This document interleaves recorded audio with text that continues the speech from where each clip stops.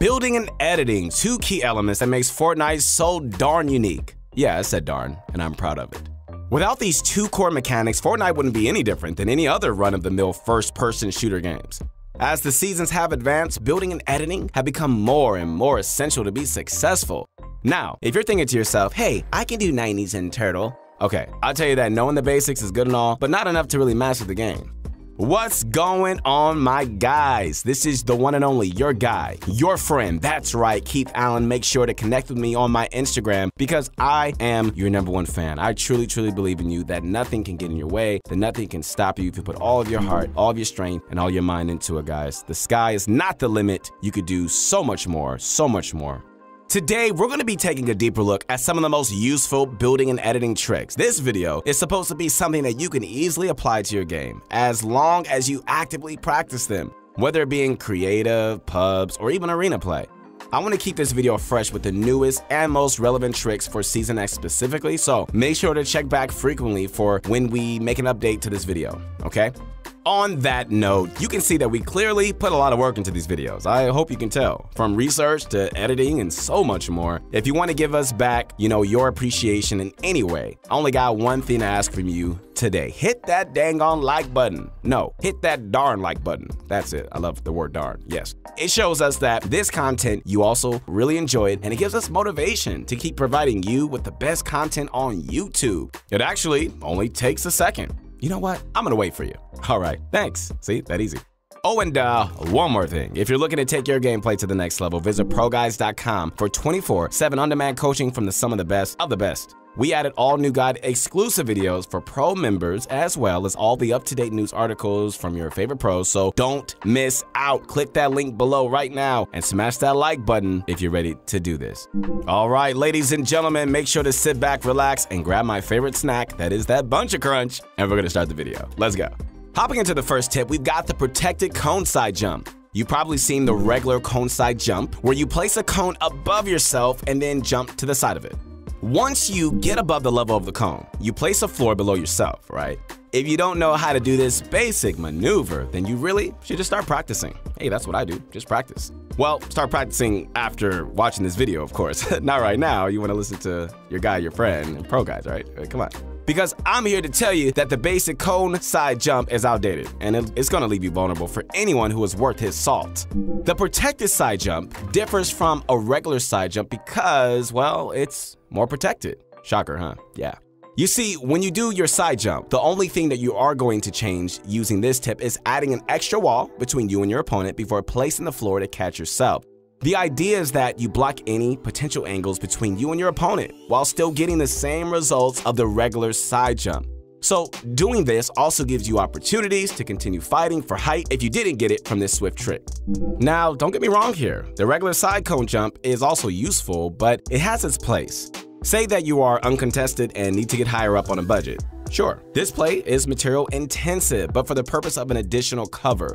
If you don't need additional cover, then don't use it. But it will come in handy the next time you need to side jump while contested. You'll thank me later. Actually, you might as well just thank me now.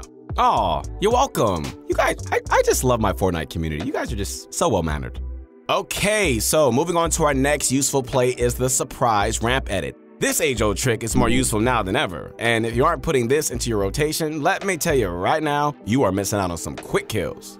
So, to break it down, basically, do you ever ramp rush directly over someone? Yes, I'm sure you have. If you played more than an hour of Fortnite, then I'm sure you may have found yourself in this situation. Great. Now, instead of cranking your 90s to assert your high ground positioning, go ahead and quickly edit the ramp backwards, breaking the ramp and giving you a front view of your opponent. Once you're here, you just got the upper hand. I say over 90% of the time, if executed properly, you're gonna get the first shotgun shot and you're gonna start your SMG spray before your opponent can even pull his own shotgun out. Now, like I said, this isn't something new, but we are in Season X, and this trick is actually more useful now than it was in earlier seasons. The reason why this trick continues to pay dividends is because Fortnite players are getting smarter. And then someone asks, wait, how could this play work better even though the average Fortnite player is smarter? Wouldn't they just be more prepared for the edit? Thank you. And the answer is absolutely not. Think back to Season 1 when you would get ramped over. It would take you 3 whole seconds to stop looking at the ramp and actually do something. Well, we've come a long way since then, and every season, people are getting quicker. Now, the moment you get ramped over, you're looking for a way out, whether it be a sidestep, backing away, or whatever. You're almost instantly turning your attention to building your way out of the situation. Now, that's where the rub is. A quick surprise ramp edit is going to throw people off a lot more now than ever, since they aren't worried about a ramp flip edit as an option for the most part. In my humble opinion, you're going to want to do this ramp edit when you absolutely need to finish a fight quickly. Say you're edge zone, and the next safe zone is a mile away. First of all, guys, do not burn mats and utility when you could instead get the jump on your opponent and finish things off with ease. Let's back off from the combat-related tips right now and go over the passive cone strategy that will surely give you the safety and additional information. We are talking about sitting in your cone. Yes, sitting in your cone is something you might have seen pros do, and for good purpose. First, let's talk about how to get in your cone. You're going to want to stand on top of a cone directly inside of your turtles. Okay, so scooch over until you're dead center on the cone below your feet. Once you're there, make sure the floor above your head is edited in the 3-point formation. Jump. When you hit the peak of your jump, reset your floor. Now, hold on the edge of your pyramid, and you now have a crisp and fully protected 360-degree view of your surroundings. Yeah, you did it. I am sure that you guys have already seen some of your favorite pro players do this, so it shouldn't be a surprise to you that this trick is on our list. It's also worth noting that if you are low on mats, instead of making an entire 1x1, you could just sit in a cone and just wait to make your next move. Easy as that. You can still get your entire body protected, but it'll only cost 1 build instead of like 5 or 6. All in all, super helpful to make this cone play a habit. Our next trick is a lot more relevant in Season X as we look to counter the zapper traps. The zapper trap isn't a lethal weapon that people carry around all the time, but it's a pain in the... I'm sorry, there's kids listening. When someone decides to spam them at your building for literally no reason, my goodness. Anyways, there's a really simple counter to the zapper trap, so as long as you know what wall they're about to place the trap on. All you have to do is just hold the edit on the wall that your opponent is about to throw their trap on. Hold the wall until they throw the trap, then the trap will fizzle away on the ground and you can L dance on that kid who thought he could outplay you. Take that, Timmy44X_X, yeah. Sorry, I'm getting really into this.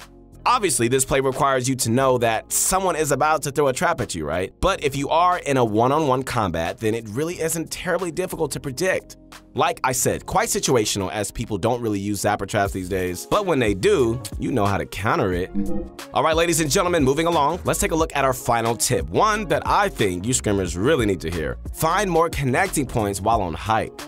This tip applies mostly to in-game moving zones, but you can also apply it to large team fights as well. If you don't understand what I mean when I say to connect yourself, it means building on top of other people's turtles and tunnels at multiple different areas to give your structure more support.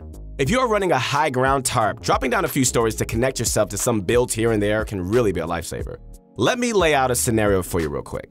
You take height in second moving zone, but the build fight took you over 10 stories up in the sky. Someone else decides to impulse up in an attempt to steal height from you, right? Now the question is, did you connect yourself to multiple structures? If the answer is no, well, that's the sound of you dying to fall damage. Man, wouldn't that be dope if they added that sound? Oh my goodness. Connecting yourself to multiple structures is so crucial, as impulses, explosives, and even AR spam can send you tumbling to your inevitable death. Use an extra few mats, my friends. We're not gonna tell anybody. Let's rewind and go over what we discussed in the video. 1, add a few extra walls to your cone side jumps to make them more protected. This will not only save you a lot of deaths, but it's a good habit to do.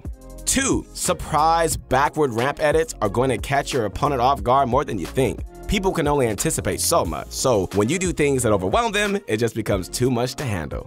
3, sit in your cone when the situation calls for it to get more information from your surroundings. We see this done all the time in scrim lobbies. Not only is it a fantastic way to stay covered while scoping out your surroundings, but it also allows you to surprise an unsuspecting enemy. 4, when you see someone about to throw a zapper trap at your wall, hold the wall, which stops it from attaching. Believe me, once this thing gets into your box, it isn't pretty. And 5, look to connect yourself to lower builds when on high ground when it applies to the situation, to end-game and mid-game fights alike. That's what it comes down to, guys. Learning these strategies and mixing them up in your current rotation of outplays is a surefire way to consistently outplay your adversaries. I'm telling you the truth. Take these techniques to heart, apply them, and you need to start dominating because you already know I'm your #1 fan. Once again, this is your guy, your friend, Keith Allen. Connect with me right now on Instagram. You guys can do it. Have confidence, believe in yourself, because like I said, we believe in you. That's going to be all for this video today. So if you enjoyed it, I would really love if you would just leave a like and subscribe. It shows that you're digging the content and it makes us want to keep providing the most insightful Fortnite content on YouTube. Other than that, hey guys, we'll see you later.